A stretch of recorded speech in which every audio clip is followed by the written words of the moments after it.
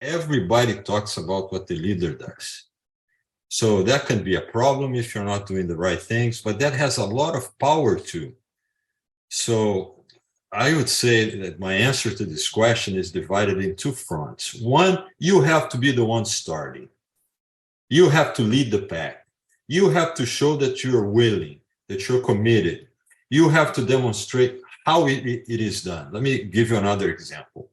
Within Telefonica, that same company that I was talking about. There is a figure, a corporate position in Europe and Latin America that is not present here in the United States, which is called the ombudsman. The ombudsman is the last resort in the customer attention process of a company. If nothing gets resolved, you should call the ombudsman. And there are some filters to make sure that not everybody's calling the guy. In my organization, when I took over, he did not report to the CEO. So the CEO was not aware what were the critical issues that never got resolved. When I got there, I changed that. I said, no, you're going to report to me. And every week I want on my desk 3 of the worst cases that you had faced. So one day I saw one where we had, disrespected. We had done everything with that customer. He was very upset. I got upset when I read the letter. So I decided to call the guy. I said, no, now this case is mine. I am going to solve the problem. So I called the guy and I introduced myself and he answered. I said, look, I am Manuel Amorim. I'm the CEO of the company. His immediate response was, yeah, and I am Bill Clinton. He didn't believe me. It took some convincing.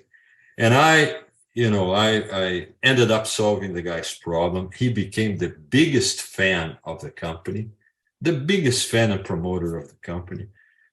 He helped us develop a new product just because we listened.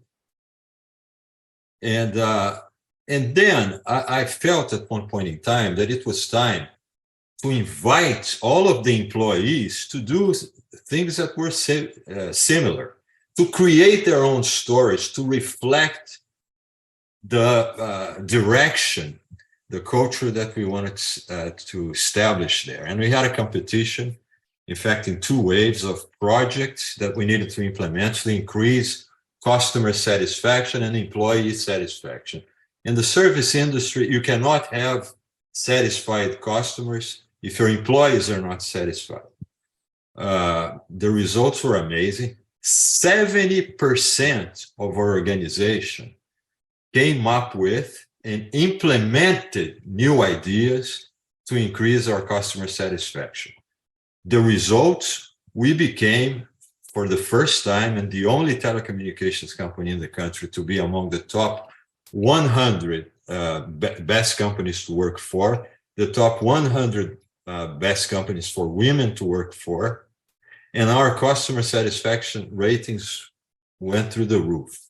But we had, of 20,000 employees, 14,000 creating stories, building stories that were talked about. You have, and that's the second, I would say, role that the leader has to have.